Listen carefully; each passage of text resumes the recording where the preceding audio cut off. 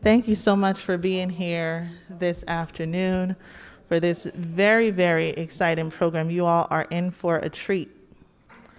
Before I get started, I'd like to share just a few words with regards to the purpose of why we're here this evening.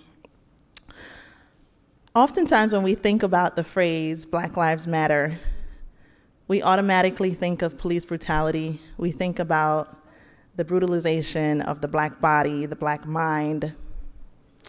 But today, we're here to focus on a different domain.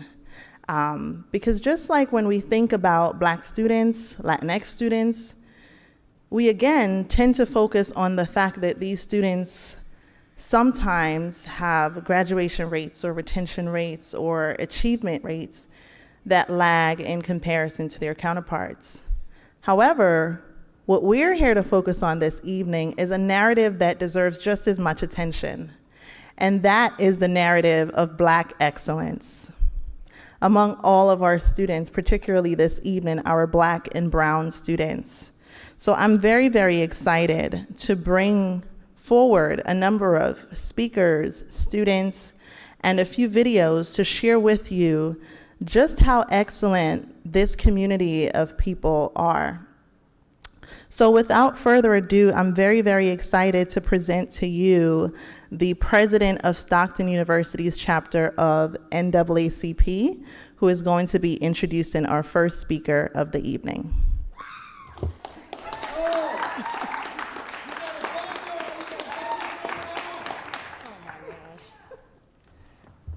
Hey, y'all.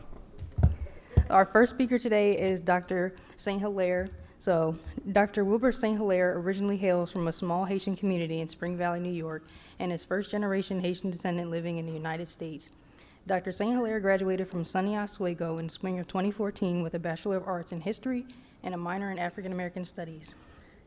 He would go on to receive a Master of Arts in African American Studies at the University of Albany, and in 2016, most recently, he got his PhD from the Department of Africology and African American Studies at Temple University. His dissertation is titled An Afrocentric Reexamination of the Historiography Around the African Revolution in Haiti.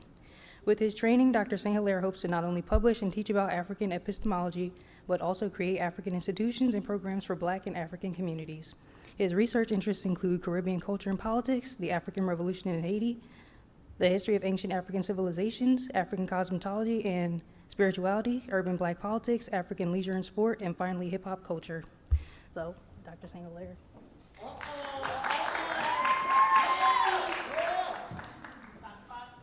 Ma boule. Les amis, ma pellicule, yes.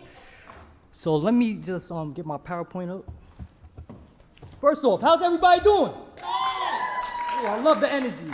We're gonna talk about a lot here, and the Black Boy documentary we just saw really was a great opening, because it wasn't about defeat, it was about victory. And when we talk about excellence, I found this image, and I found the quote very powerful. Black excellence is the state of being, forged from the history of our struggle, bounded to our atomic greatness, exploding in the DNA of every Black being alive. So when we talk about Black excellence, we're not just talking about titles or how much money or wealth we have. No, we're talking about our greatness and our continuous struggle to build our people up. And it continues to this day. We're talking about our ancestry, because we are our ancestors. It's in our DNA. So this is what we're talking about when we're talking about having a long memory and a long legacy and history of Black, also African excellence. Because to be Black is to be an African person. So this is sort of our itinerary, because of course we're going to talk about planting seeds, because of course we need to continue this tradition amongst the next generation. So first I'm going to talk about the seed of our ancestral foundations, historical overview of our excellence. And then we're going to talk about legacies left by several important ancestors. Of course, we have to focus on the contributions of the great ancestor, Fannie Lou Hamer. And finally, how can we continue to spread the seeds of our excellence in order to prepare the next generation and continue that preparation? So there's a powerful quote from a great ancestor, Dr. Asa Hilliard, and he states this: "We have created false memories. Not only have we lost the true memory of people, we now have a host of other memories which are totally removed from the truth. Not only are our memories of people untruthful, But the memories we have of the oppressor, the elites in power, are also untruthful. And the memories we have about the rest of the world are also untruthful. In other words, there have been lies that have been stated and said. But of course, we know we are a people of truth. And of course, this is what he's talking about. We have to have a long memory. For instance, there's a question, many of my students are familiar with this as well. I always open up stating that, much like a computer with low memory, it operates what? And this is the call response to the crowd. A computer with low memory, it operates what? Fast or slow? That's right, it operates slow. And guess what? Our minds work the same way. So as African people, we want to have a long memory of not our defeats, but of our victories. And of course, that doesn't start with enslavement. No. We have to go as far back in our memories. In particular, this timeline is actually very interesting. It's an early Africa timeline, which you can find on Amazon. But you also have a lineage timeline created by Paula Bina in the UK. And if anybody's interested, I don't mind emailing and sharing that source with you guys. But as I stated before, much like the memory in a computer, a low memory in our minds will cause us to operate slow when it comes to time to initiate action against injustice and miseducation. So I want you guys to register that in your minds. Having a long memory is very important for us. Because when you have a long memory of who you are, no one can remove you off your square. No one can tell you what you are or not able to accomplish. I'm thinking of another quote too by another great scholar in higher education, Dr. John Henrik Clarke, and he states this: I saw no African people in the printed and illustrated Sunday school lessons. I began to suspect at this early age that someone had distorted the image of my people.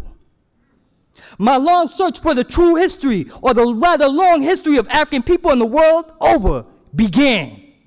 And this is what led Dr. Clarke, someone who was self-taught, to travel to the Schomburg Center all the way from the Deep South to New York City to learn about his people and dedicated his life to the subject and history of his people.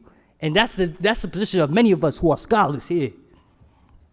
Furthermore, I'm reminded of Imhotep. When we think of excellence, Imhotep, one of the first architects, first multi-genius, and someone who made medical advances, someone who developed the first step pyramids. I'm reminded of Queen, also known as Conde Amanarines, and how she defeated the Roman Empire under Emperor Augustus. I'm reminded of Booker T. Washington and the establishment of the Tuskegee Institute so we could begin to learn trades and build our own institutions with our own skills in our own hands. I'm reminded of Marcus Garvey and the establishment of the UNIA when he established an economic international network among different African people across the globe. And most importantly, I'm reminded of Queen Mother Moore and her training of the next generation of young organizers in the Revolutionary Action Movement, also known as RAM. This is what we're talking about having a long memory of excellence. Let's go. And of course, we have to begin the discussion of how we plant those seeds of our own ancestral foundations, because we realize as Black people, we have contributed to humanity. We have something to offer to humanity.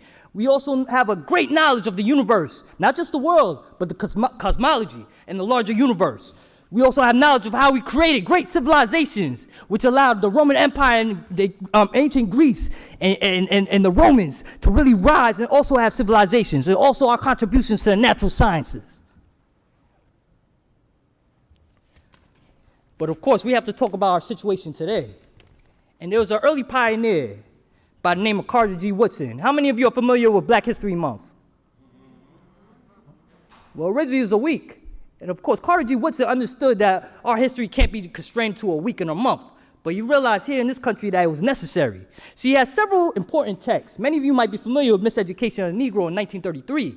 But many people are not familiar with a text that he produced in 1915 called The Education of the Negro prior to 1861. This is very important for us in terms of our long memory, because prior to segregation and desegregation, you had African people who were, African teachers who were educating Black children in our own institutions. But of course, there were no equal resources, and there was no notion of equity at the time.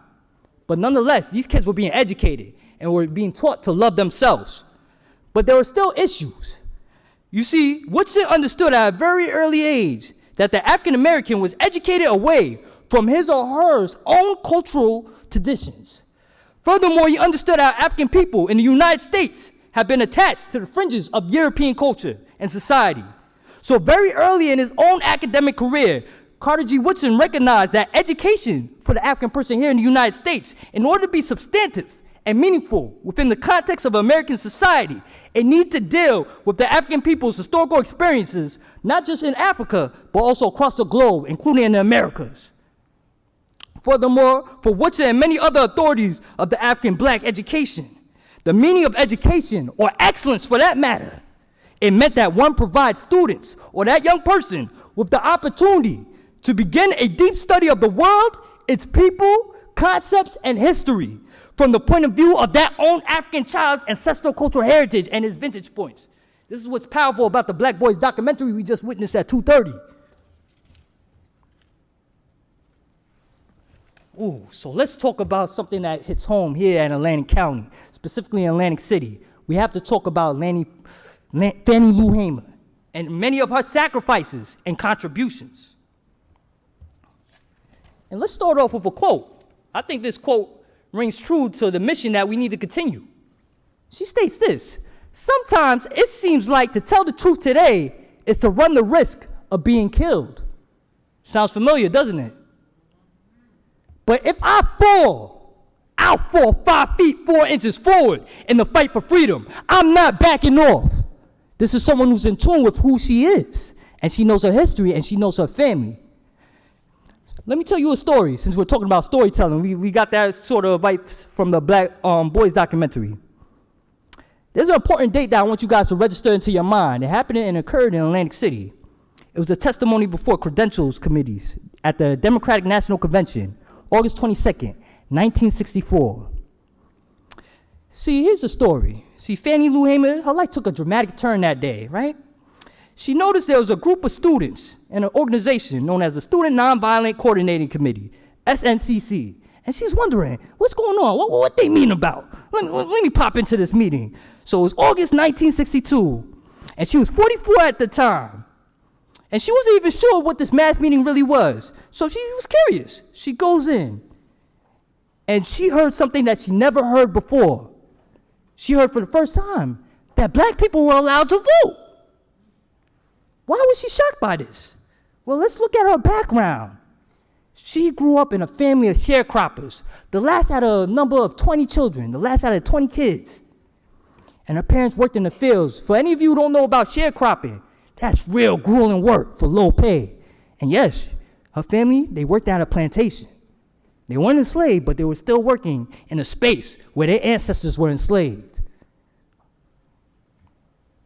So she comes from this background, from cutting corn, cotton, attending school through the 6th grade, and she even married a fellow sharecropper. And the two of them scratched out a living doing hard menial work on the plantation over there in Ruleville, Mississippi. But she found out when she's sitting in this meeting, she began to ask questions. She asked, what did we really have as African people here in the United States? And she realized we don't even have security. Furthermore, she comes from an environment where lynching was running rampant throughout the South and even in the North. Contrary to popular beliefs, yes, there were lynchings that occurred in places such as New Jersey. Furthermore, she realized in 1904, her town specifically was terrorized, and black people were living in constant fear, especially with the presence of the KKK. I say this because she decided to initiate actions in her community in Mississippi Delta, a community where she states is the most oppressive place to live if you are a black person. So she decided on that spot, on that day, to register to vote. Not just for herself, she went and grabbed 17 other black folks and registered them to vote. But there was a consequence. What do you think happened? Take a guess. Anybody in the crowd, call and response. What do you think happened to her when she registered those 17 people to vote? They beat her up. Beat her up, that's one. But it's something even more striking. Also challenging is to vote, but she found a way to vote. But it was something even more shocking. The next day, she was kicked off the plantation she worked on. She worked there for 18 years. Not just her husband lost her job too. So if anybody knows when you don't have a job, or if anybody experienced hunger, or starving, or not having any opportunities, yeah, you're going to be in a real dark place. but she didn't fold. Why? She was in tune with who she was as an African woman and what her mission needed to be and what fight that she needed to engage in. And this is a fight that we need to continue to engage in. No, the fight's not over. In fact, it still continues to this day. It's a fight that reminds me of Colombo dos Palmares in Brazil. See, these were enslaved African people who decided to free themselves and said they wanted to establish a free African community, not just a community, but something that would become a nation. And thus, you had Colombo dos Palmares under Ganga Zumba. And then, of course, we had Zumbi dos Palmares.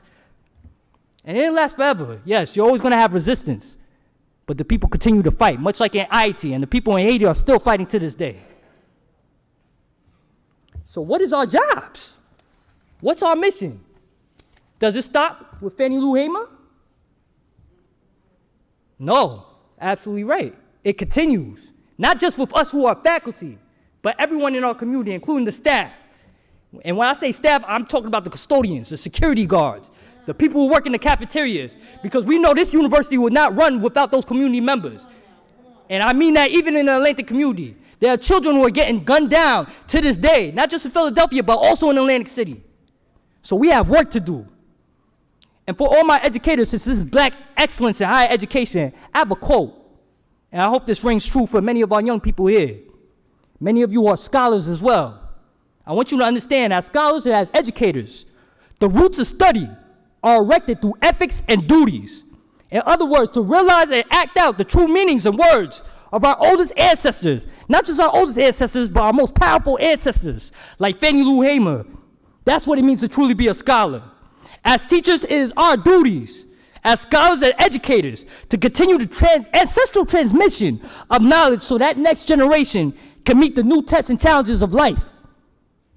And life can sometimes be cruel.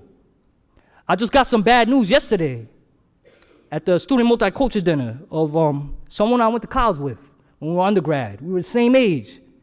And this brother, he did some amazing things. He left his mark here on this earth. Started his own photo company to side photos. But this brother lost his life yesterday. And he's the same age as me, at 30 years old. We're not guaranteed to be here forever. But as African people, we also know that life is continuous. And life doesn't end after we leave this physical realm. So before any of us leave this earth, what is going to be your mark? What is something you're going to leave behind for future descendants so they can follow behind and know that we are excellence? So I want you guys to register that in your minds and continue to ask that question. What is going to be your mark here on this earth?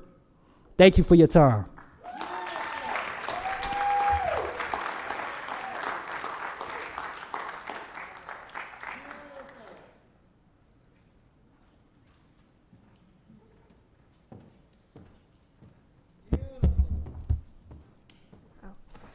Can we get another round of applause for Dr. St. Hilaire? So my name is Dominique Williams. I'm the Vice President of NAACP. Thank you. Thank you. I'm going to be introducing Dr. John Gray. He's going to be touching on our present perspective of Black excellence.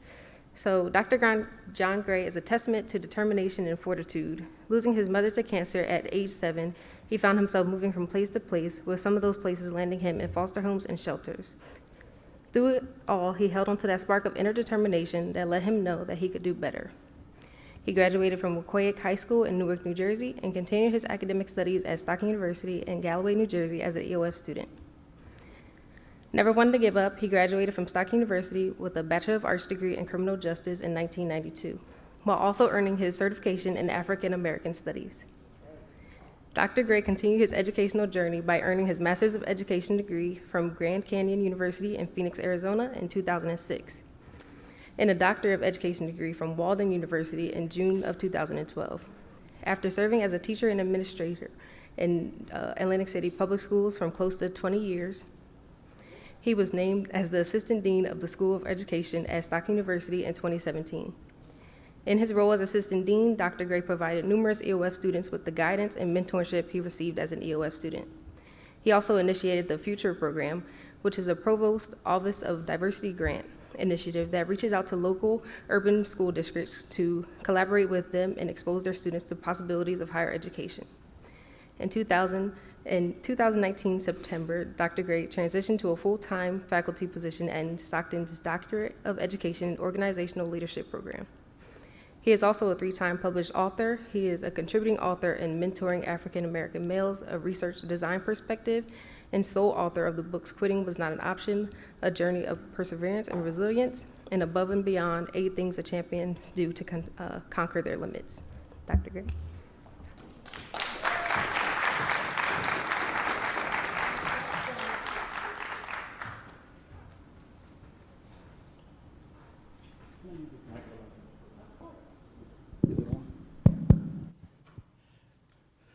First of all, I want to thank Dr. St. Hilaire for his presentation before me. Sir, thank you so much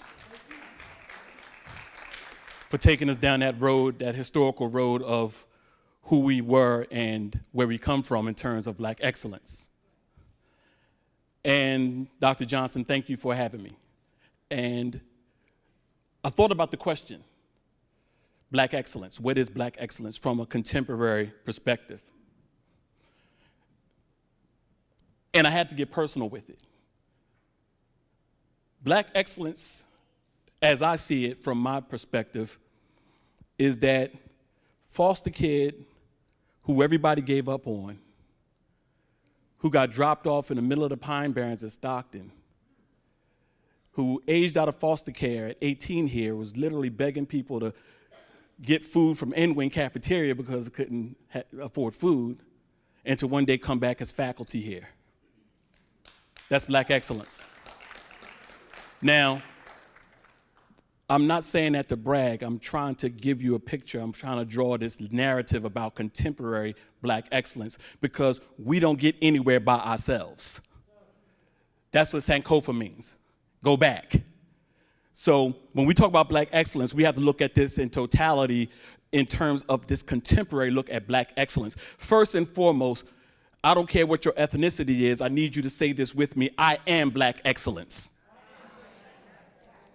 Because if I can learn about Columbus Day growing up, then sure enough, then we can embrace the fact that Black excellence contributed so much to the world stage, not just the American stage. So therefore, we are all the recipients of Black excellence. So say that with me. I am Black excellence.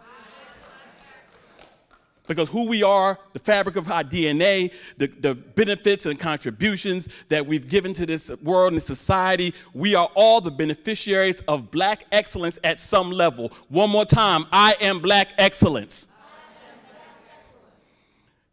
Here is what I want to talk about. The blessing and the burden of Black excellence. The blessing and the burden of Black excellence. Being Black and excellent is not for the faint of heart. And everybody can't or won't do it.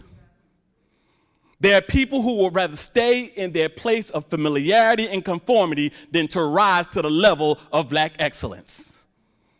Because to be Black and excellent means to be ostracized but to go forward anyway, to be trampled on but succeed anyway, to be put down but strive anyway. That's Black excellence.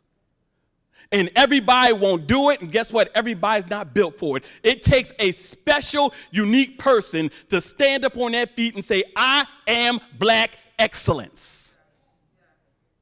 Not just that I learn about Black excellence, because there's a mindset shift that has to happen to each and every one of us in regard to what Black excellence means.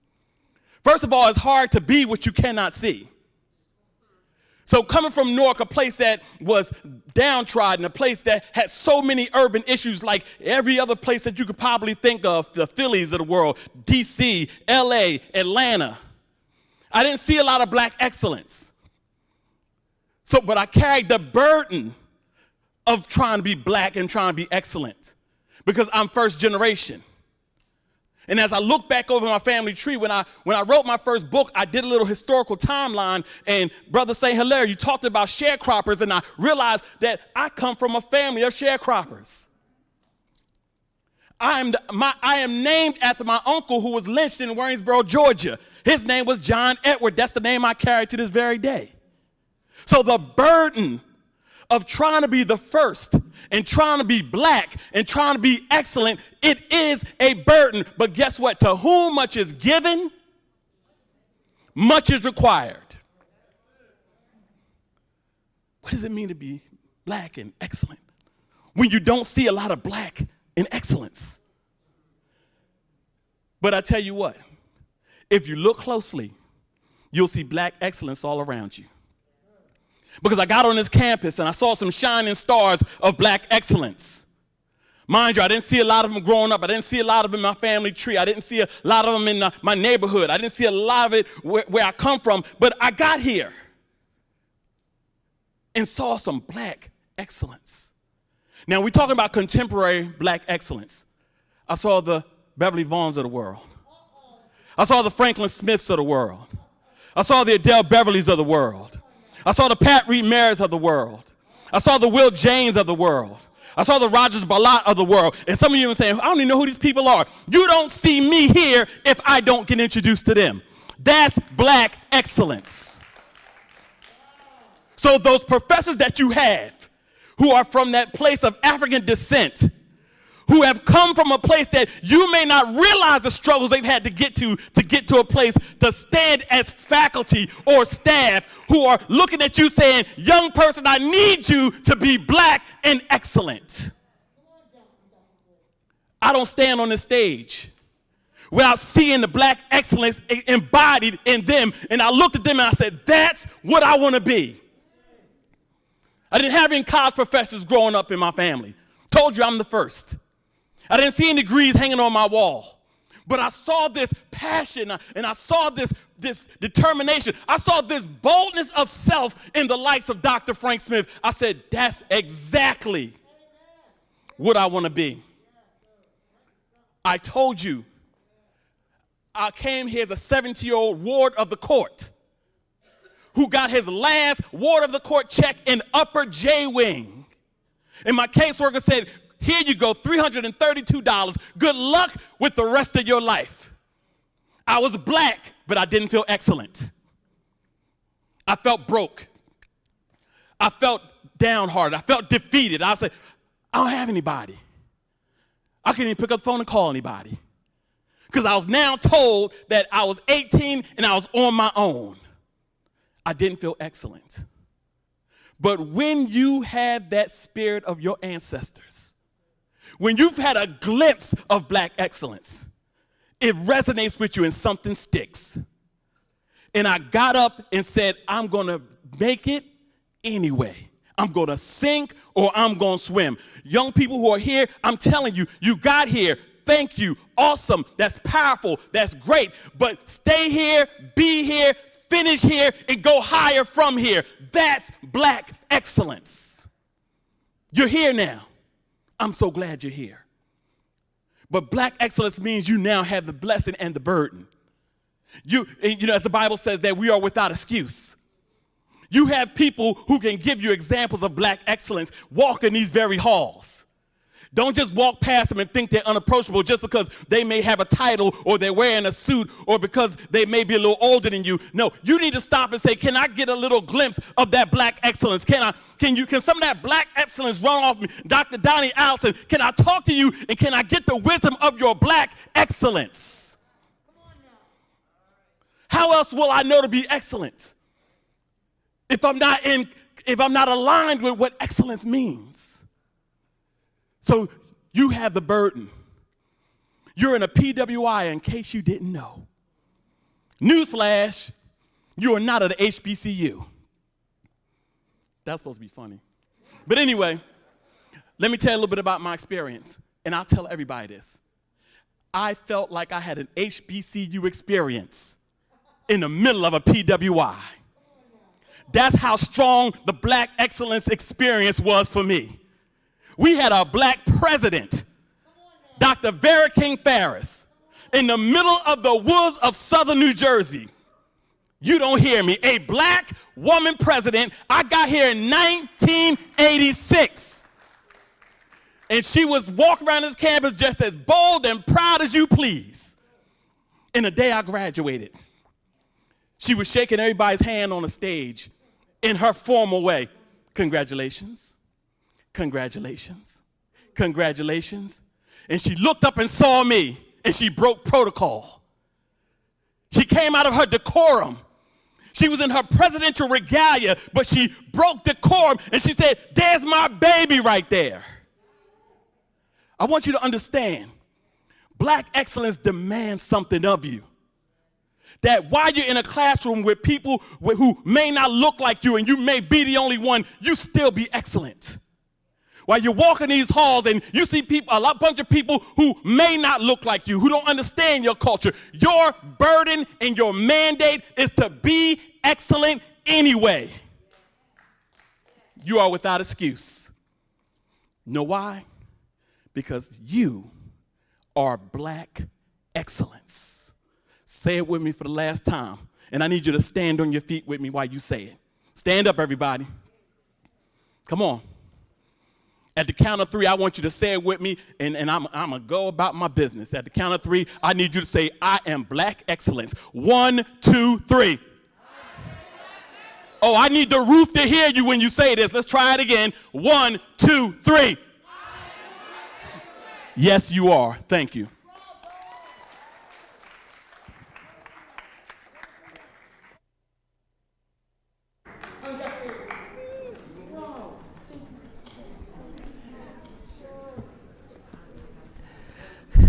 Dr. Gray and Dr. Beverly Vaughn are the two people I hate to follow. They just kill it every time. But luckily, I'm not doing much. I'm just moderating the Q&A. So I would love to hear your responses to and your questions for Dr. St. Hilaire and Dr. Gray, who just gave you so much to unpack, so much to think about, so much to be inspired by. So even if you want to just tell them that you are inspired, that's fine.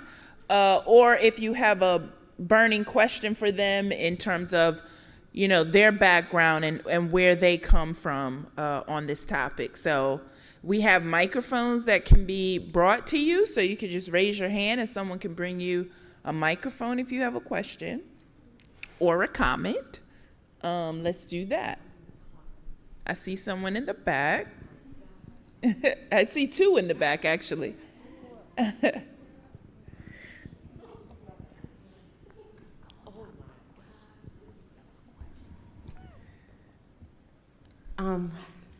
I just wanted to add to what the 2 gentlemen, you just took my breath away. Let me start there.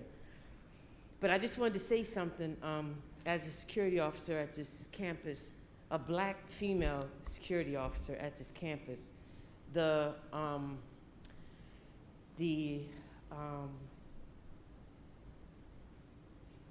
responsibility that I bear, right? I have a tough job. I'm responsible to take care of other people's children, keeping them safe, right? Now, I'm a mother, I have children, but everybody on this campus are my children. I try to tell them this every day. Like, I approach them as if they were my child. That's the responsibility that I bear, right? It's not easy, and when you talked about the black excellence, I got chills because every day I try to be the excellence, to these kids, an example. I try to give them a little bit of knowledge and some food. Everyone is different. I speak to each one. I give them something of my life, every day. I'm a teacher, and I'm not a teacher, but we're all teachers. We all have a story to tell. Like, just like he was saying, like my father was a medic in the Army. The only black doctor in my family, my father, right? And, he always taught us to always do better than he did. But how could you be better than a doctor? But you can if you strive to be that. I'll faint with blood, so I knew I couldn't. That wasn't my path. But in safety, what I do, I'll run in a, I don't know why, but I'll run in a fire if there's a child, like they say shooter, like I'm gonna grab as many kids as possible. We're getting out of here. You know, I'm gonna risk mine to save somebody else's because that's just who I am. You know, it's just, I was raised like that. I don't know, it's just, everybody can't do that. You know what I mean? So, but I say that to say, this is needed, you know, and you could be white excellence too. Do you hear me? Yeah. You can be white excellence too. It's just not the black excellence. You can be white excellence too. But we gotta do this together. We gotta do this together. It takes all of us to be excellent. So when you see me, don't get mad when I say put your mask on. I done been called bees, all kind of stuff, over a mask. Do you hear me? Something that will save your life. I've been called out my name. But I hold my head high, and I just keep do my job, and I keep walking. I don't debate the pandemic with kids. I'm here to keep kids safe, period. That's it. And that's what I do. And Lord, I'm going back to work. Oh my God. Take this thing to the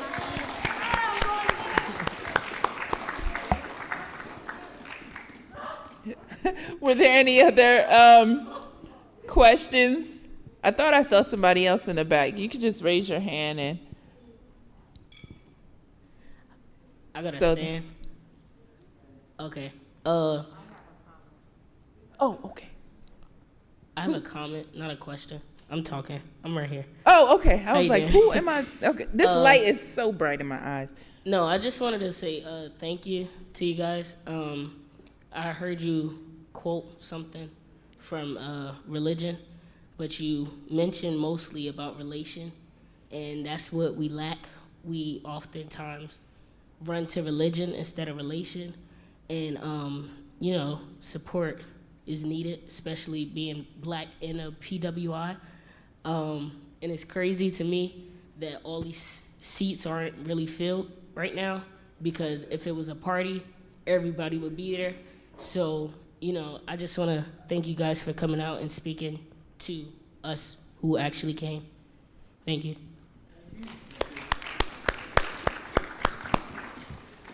There was someone up here. Yes.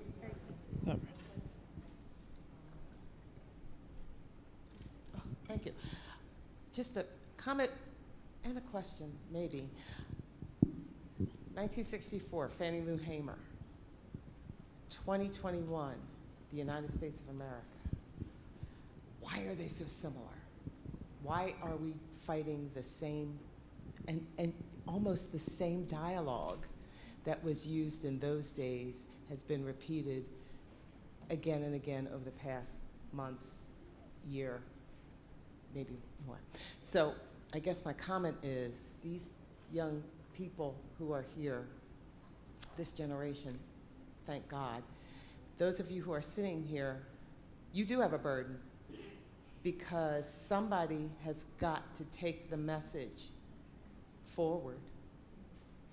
People like me, we're not going to be here a whole heck of a lot longer, but you have your entire lives to be able to show excellence and also to teach it to the ones that are coming up now who, if we look at the way things are going in education, may not learn how to become excellent and to respect their blackness. So that was my comment. I think wonderful, wonderful presentation, and so poignant and so timely. Mm-hmm. Thank you very much. And did either one of you want to respond to that part of the question in terms of the similarities between the two time periods? You could just come right, Dr. Sandler, just come right here and take that one. Thank you, sister, for that question. Oftentimes, I realize why, it's hard for us to really grapple why these things are repeating. Is really a misunderstanding of what racism really is in this country. One thing I always tell my students, it's not necessarily about prejudice and hate, although it's part of it, but it's about power and control. And one comment that was made in a Black Boys documentary was that you have individuals who choose to ignore. They know these factors are happening and they intentionally want it to continue. The system's working the way it's supposed to operate when you understand the history and legacy that this country was built upon. So our task, like I said, I don't want us to dwell and feel like this is something that's always going to continue. No, we can't go from a position of defeat. We always have to have a position of victory. And of course, that's going to require courage and sacrifice. And when I say sacrifice, I don't mean that lightly. When I say sacrifice, yeah, it's going to cost a lot. Because there are people in positions of power, even people who look like us, in positions of power, who do not care about humanity or other people. They have their selfish intentions, and this is the force that you're going to be fighting with. But like I said, you have to have courage, especially if you have a good foundation on where you come from. And Dr. Gray highlighted that. When he talks about his father and even his name, there's power in your name because you're connected to your ancestors. They're still connected with you to this day. And that's where we're going to be able to see victory. When we look at what Fannie Lou Hamer did, that's a blueprint for us. And that's something we need to implement and also approve upon. There's a notion known as Sasa Zamani from Mbidi. And Sasa Zamani means similar to Sankofa. So go back, not only to fetch your past, but go back to our most powerful moments when we achieve victory and take those tools to see what we can implement in our present so we can build a future. Excellent. Do we have time for one more question? I see a hand right here in the middle. Oh, okay. Go ahead. Hi. First, thank you guys for taking the time to speak to us today. My question is, how does it make you feel to see all these Black students around, like, striving to achieve what you call Black excellence? Because I'm sure the times are a lot different than when you were here, and you do go around the campus and you do see either the kids who are here today or even people who are just around the campus, Black students, like, working really, really hard to achieve their goals. How does that make you guys feel? Oh, okay. Oh, I didn't. Okay. Thank you so much for that question. First of all, it gives me hope. It encourages me to see young people who are willing to take up the mantle and do the work. And one of the things that I say, and also from a personal perspective, is that my daughter's on this campus, and she's very involved in making change and being a change agent. So when I see that, it makes me go back to that whole feeling of there's hope. So sometimes you may feel like you're one of few, but keep on fighting a good fight. Keep on fighting a good fight, because you never know where you're going to be placed in terms of making change, not just here, but who knows where. But it does. It really does. It gives me optimism for the future to say, you know what? We just want to leave it in good hands. I was always told to leave something better than when you found it. And that's my charge to you guys who are here. Leave it better than when you found it. So thank you for that question. Yeah, and I just want to quickly add to. Oh yeah, come on.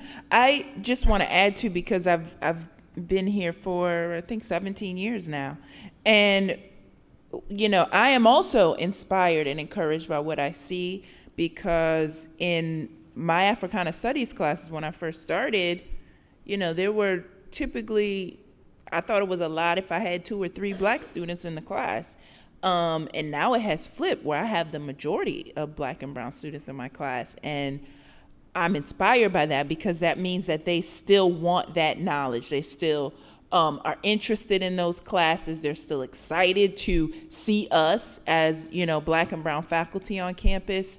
And, it is so important for you to know, and Dr. Gray touched on this, is how much we care and how much we want to see you succeed.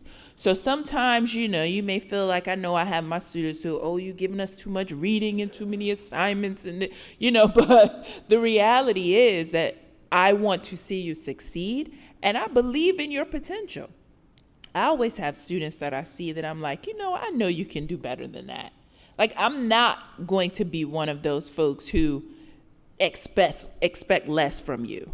And so, you may not like the fact that I'm actually trying to get you to do this work and this reading, but A, it's because I know you can do it.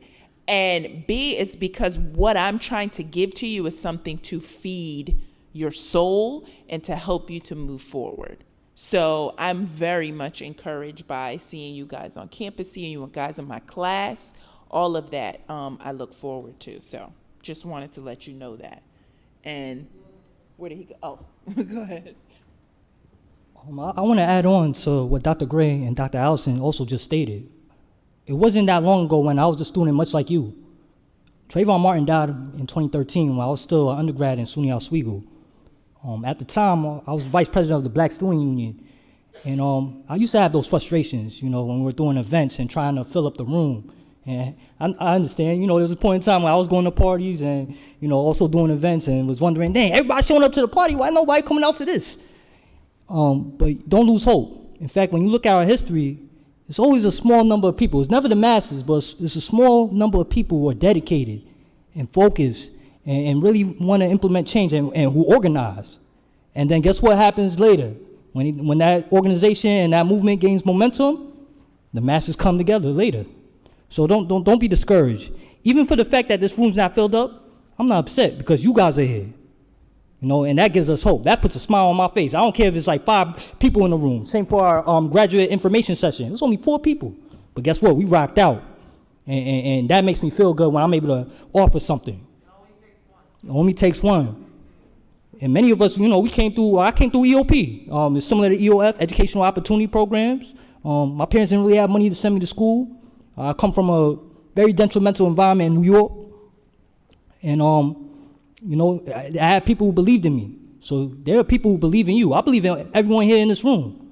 So this is what I mean that when we say we dedicate our lives to the subject of our people and the advancement of our communities. So you are our legacy. Wherever we fall short, we want you to go further. So that's all I'll state in terms of that. Thank you.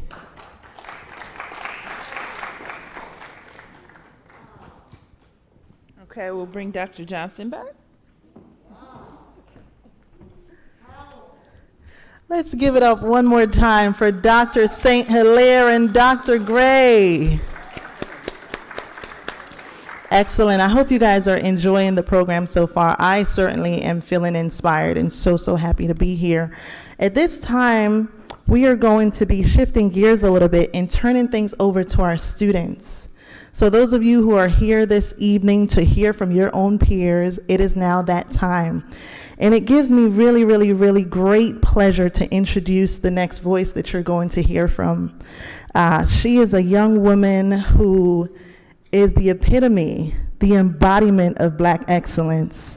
And she has something to share with you by way of introducing our video to really help you see a few examples of Black excellence right here on our campus.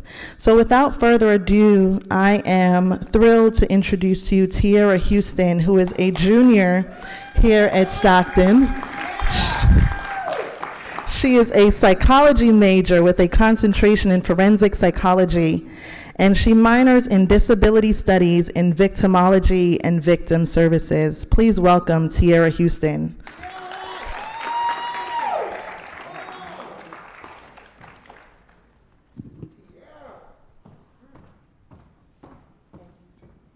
Good evening to everyone. My name is Tiara, and I am future Black excellence. First of all, I'm a child of God. I'm a 35-year-old student. I'm often confused with faculty. I am faculty, but I'm a 35-year-old student. I'm a single mom of a 10-year-old Tyrell who's over here, who's currently winning his battle with cancer. I'm also a I am also a dialysis. I use dialysis. I do it every day, 9 hours a night while I'm at home. I keep a full class load, and I also work at the Women's Gender Sexuality Center here at Stockton.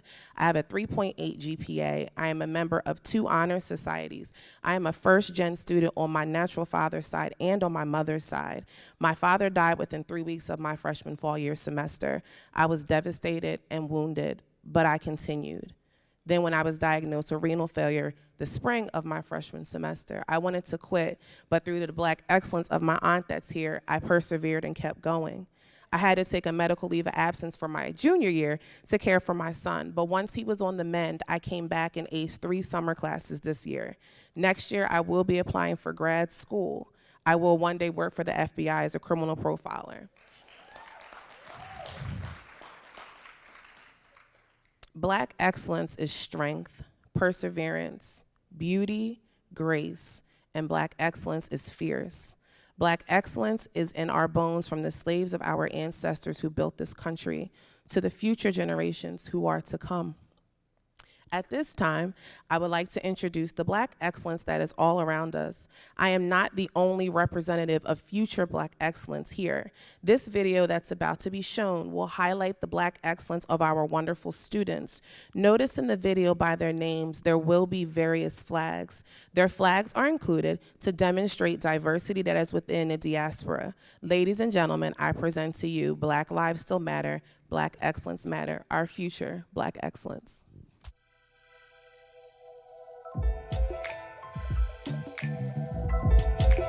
Black excellence means to me perseverance.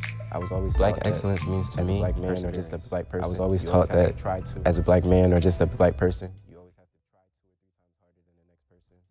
And just hearing that from maybe young ages like 7 or 8, it kind of just made me realize how hard I may have to work, and it kind of, readied me for where I am at today. Black as both individuals and as a community, despite the hardships we may face as Black people. There's a lot of obstacles that are set for the Black community. So when I honestly think about Black excellence, I feel like excelling in the world that's not really made for us.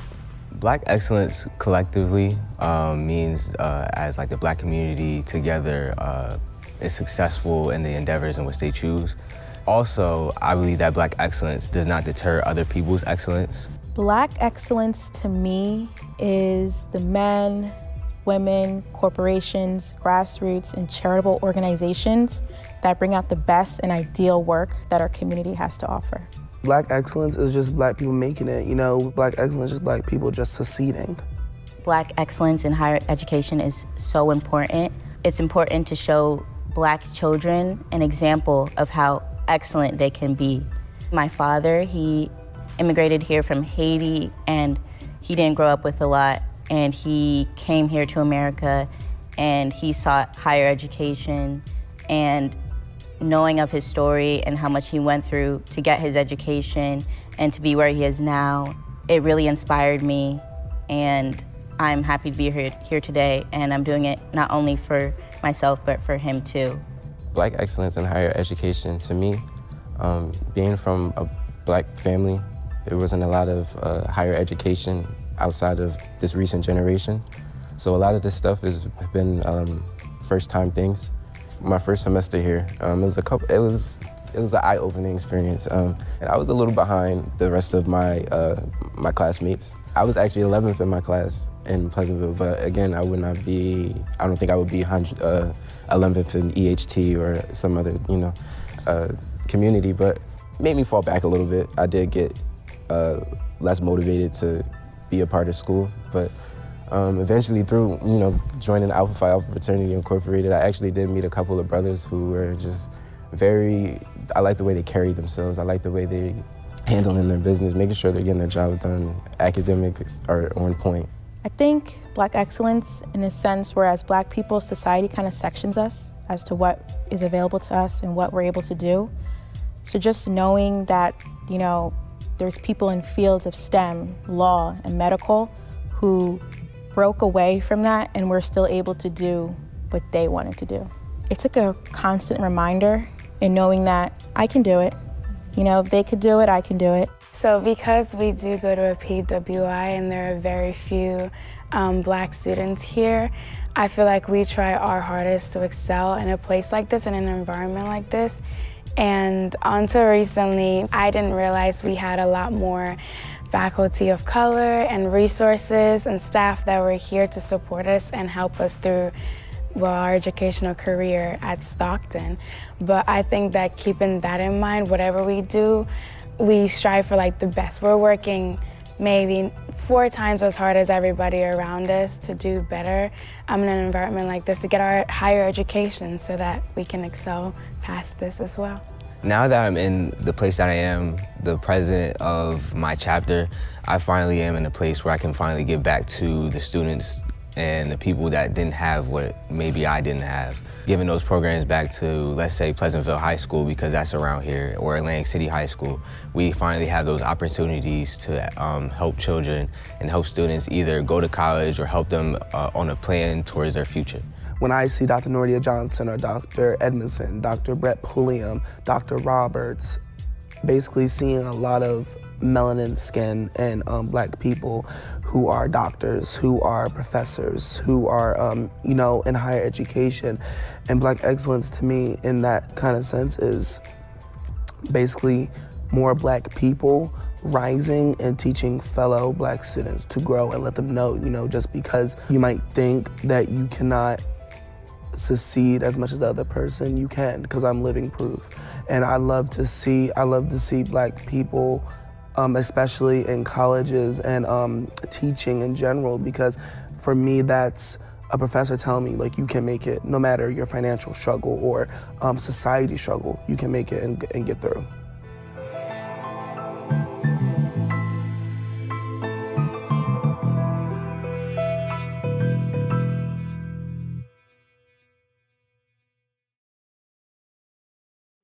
Major with a concentration in pre-law, and she's going to be doing a spoken word for us. Come on, Liz.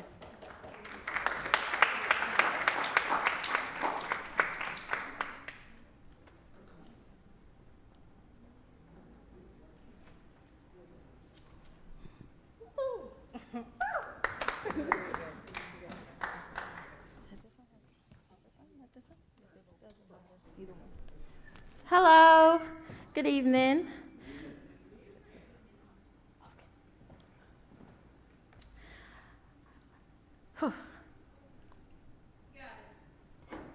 Thank you, just a little bit nervous, just a little bit.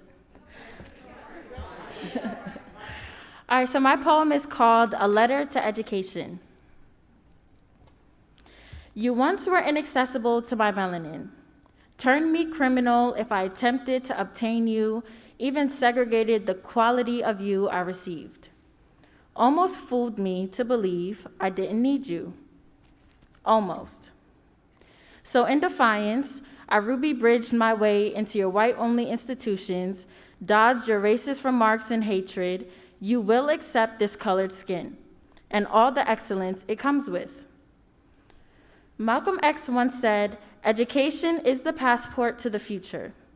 For tomorrow belongs to those who prepare for it today. And I couldn't be more proud of who our tomorrow rests in the hands of. As I walk the halls of this PWI and see my future Black therapists and social workers, entertainers and teachers, my future accountants, doctors and lawyers, our tomorrow rests in the hands of future and present educated Black leaders. Excelling in a place that at first hated the thought of Black people academically enriched. So we're up next to have our heads on straight, diplomas held high, going out to show the world the outcome of Black excellence in higher education. Sincerely, Black scholars of past, present, and future. Thank you.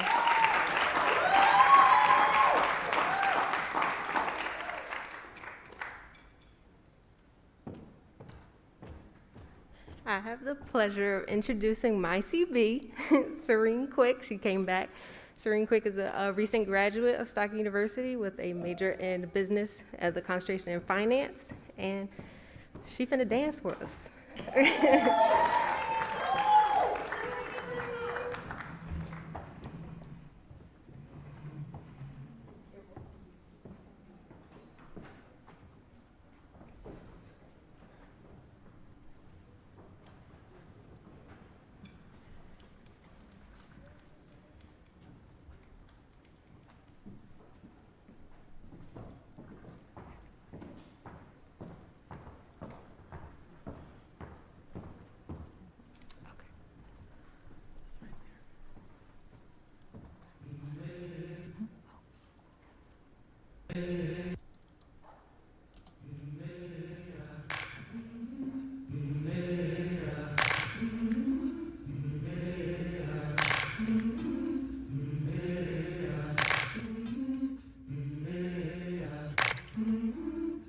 I've been walking with my face turned to the sun.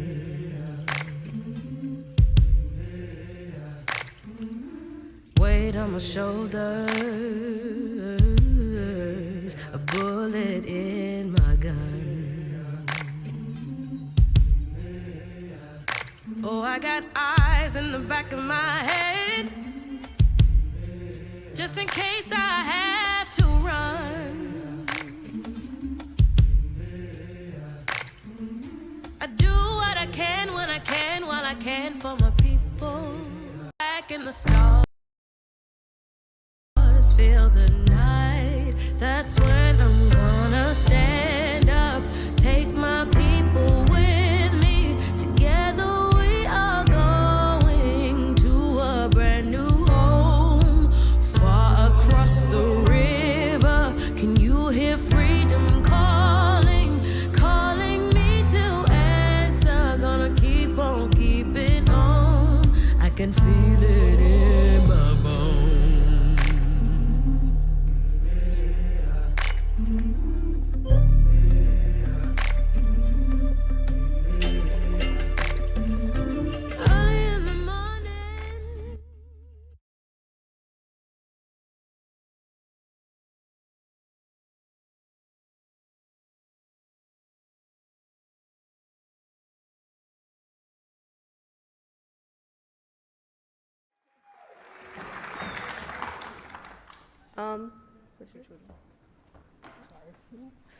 Up next, we're gonna have Bev and Genesis come up and play a song for us. They're gonna sing "Rise Up." All right. We count them down. All right.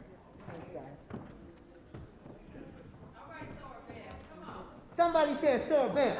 Uh-oh. Somebody said Sir Bev.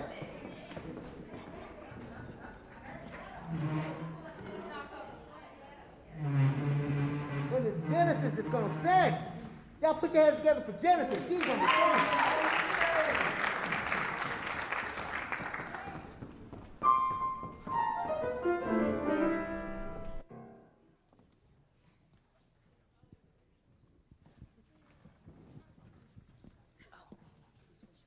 Oh, and we're gonna clear on the drums.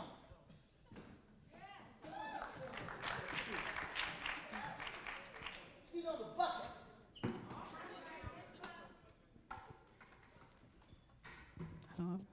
Hello. Is it okay?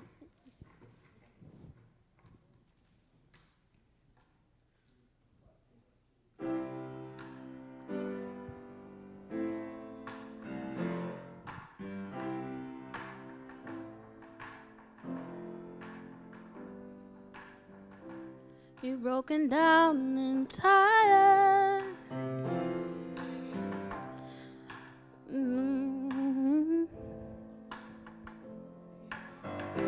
Broken down and tired, living life on the merry-go-round, and you can find the fighter.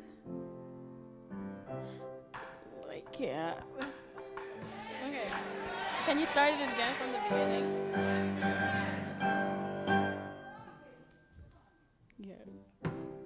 You're broken down and tired, living life on the merry-go-round, and you can find the fighter. Move mountains, we're gonna walk it out and move mountains. And I'll rise like the day, and I'll rise up, I'll rise unafraid, I'll rise up, and I'll do it 1,000 times again. And I'll rise up, high like the wave, I'll rise up, in spite of the ache, I'll rise up, and I'll do it 1,000 times again. For you, for you, for you.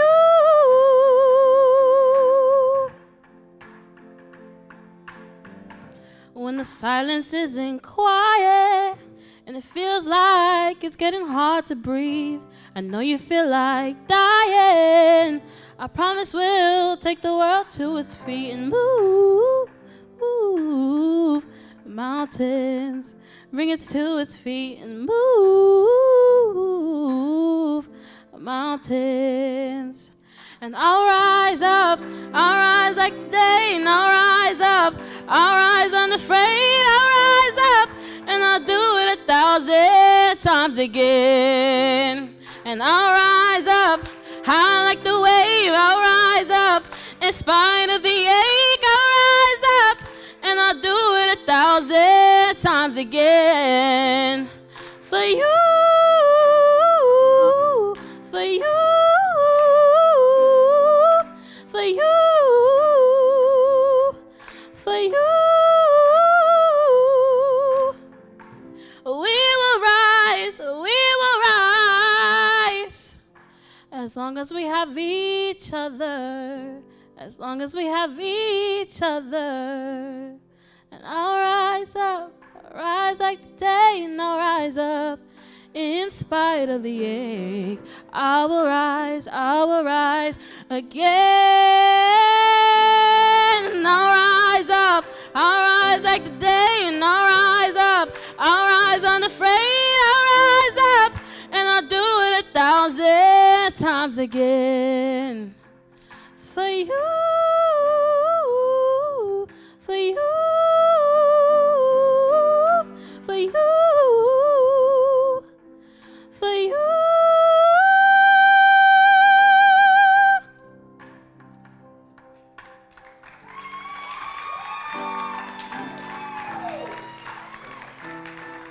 Oh.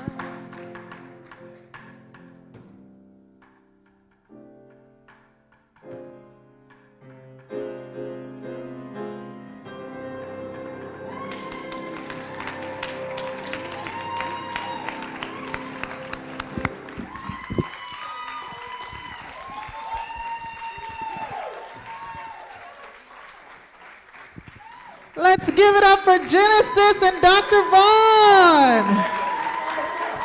and Kamari. Excellent. Thank you so much. I really hope that you all registered that as a call to rise up. Every single student in here this evening, regardless of your race, your ethnicity, your religion, whatever your identity might be, this evening's event is a call to excellence. It's a call to recognize all that's within you, all that came before you, and all that will come after you, should you tap into your excellence. So I invite all of you to rise up today, tomorrow, and for every single opportunity that presents itself to you. Because this is not just a feel-good moment. It's not just Dr. Gray's inspirational speaking. And it's not just Dr. St. Hilaire's education and knowledge that he dropped on you this evening. But it's a call to reach deep within yourself, to educate yourself and grab hold of whatever it is that you need to tap into that excellence that's within you. Because the fact is, after you leave here today, after this moment is over, it's up to you. It's up to each and every one of you. And so I invite all of you to tap into the faculty and staff around you. Tap into your fellow students. Because as the song says, we'll rise up for each other. We'll rise up for our community, because the fact is, it's bigger than you. Black excellence is in everything that we do. And here at Stockton and in higher ed broadly, Black excellence is how we show up for each other. It's how we show up in our classrooms and outside of the classroom. It's how we think about what we're learning about. It's how we ensure that we take every single thing that you brought with you today, integrate it with everything that you learned here today, and take something forward to impart Black excellence in everything and everyone that you meet from this point forward. So at this time, I'd like to introduce to you again, or reintroduce, I guess, the president and vice president of NAACP, who have been my wonderful co-partners.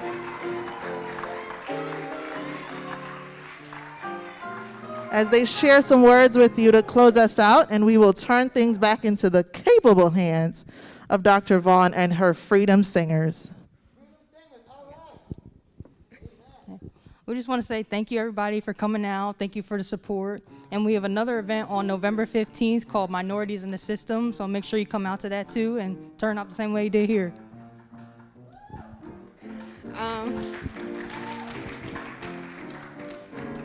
I just wanted to come on and let you guys know that there are e-board openings. We're looking for a secretary right now, so if you're interested, we'll be around after the event, so you could reach out to us. And in December, we're looking for a president and a vice president because we're both graduating. So if you're interested in that, please reach out to us. Thank you.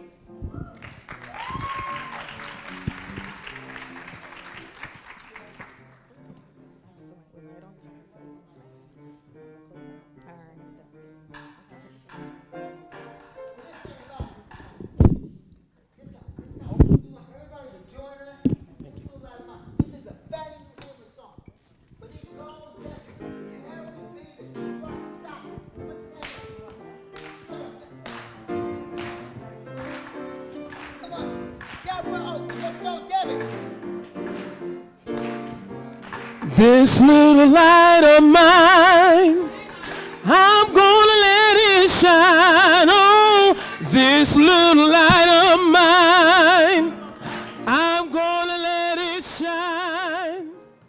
This little light of mine, I'm gonna let it shine. Let it shine, let it shine, let it shine. Come on, y'all. In my neighborhood, I'm gonna let it shine.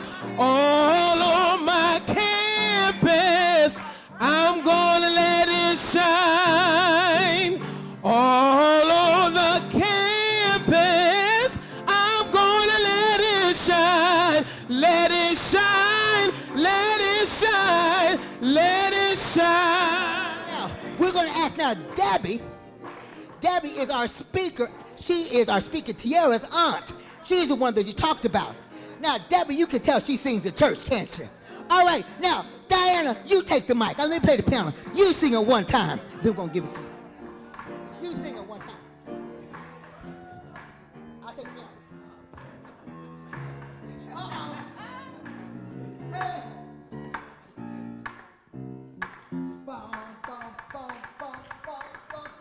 This little light of mine, I'm gonna let it shine. This little light of mine, I'm gonna let it shine. Oh, this little light of mine, I'm gonna let it shine. Let it shine, let it shine, let it shine. Let's give it to Lisa. 1, 2. 1, 2, go, and. Oh, this little light of mine. What you gonna do? I'm gonna let it shine. This little light of mine. I'm gonna let it shine. This little light of mine. I'm gonna let it shine. We're not finished let yet. Let it shine. Let it shine. All right now. Let it shine. We heard a church singer. We heard another singer. We heard another singer. Now a Stockton student.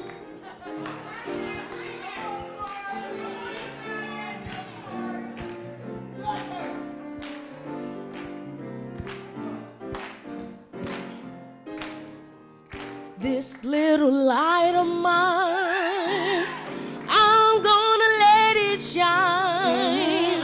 This little light of mine, I'm gonna let it shine. This little light of mine, I'm gonna let it shine. Let it shine, let it shine, let it shine. Now this time, everybody get on your feet. Hey, come on. Everybody, stand up, everybody. Everybody stand up. Okay. Y'all come forward. All right now. You gotta go this way. This way. That way. This way. That way. All right now. All right now, here's what I'm gonna ask. All right now, listen. Everybody take out your cell phones and turn on your light. Take out your cell phones, turn on your light. Turn it. Can you bring the house lights down anymore? Okay, I see the lights back there in the group. Here we go. Wave that. Here we go. Hey. One. All right, getting ready, group. Get that light. We're going to let it shine for black excellence. We're going to let it shine. Here we go, singers. 2, 1. This little light, everybody together. Here we go. Everybody. 1, 2, 3, 4. This little light of mine, I'm gonna let it shine. This little light of mine, I'm gonna let it shine. This little light of mine, I'm gonna let it shine. Let it shine. Let it shine. Let it shine. This little light of mine, I'm gonna let it shine. This little light of mine, I'm gonna let it shine. This little light of mine, I'm gonna let it shine. Let it shine. Let it shine. Let it shine. Little light of mine, I'm gonna let it shine. This little light of mine, I'm gonna let it shine. This little light of mine, I'm gonna let it shine.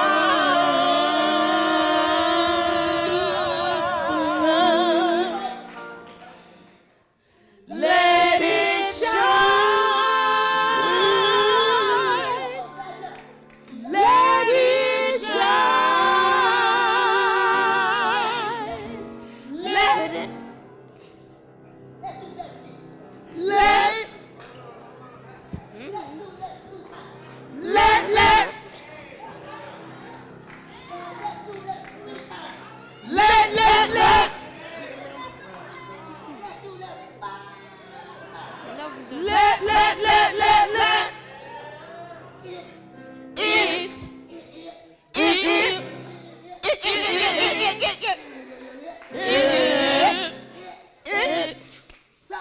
Shine.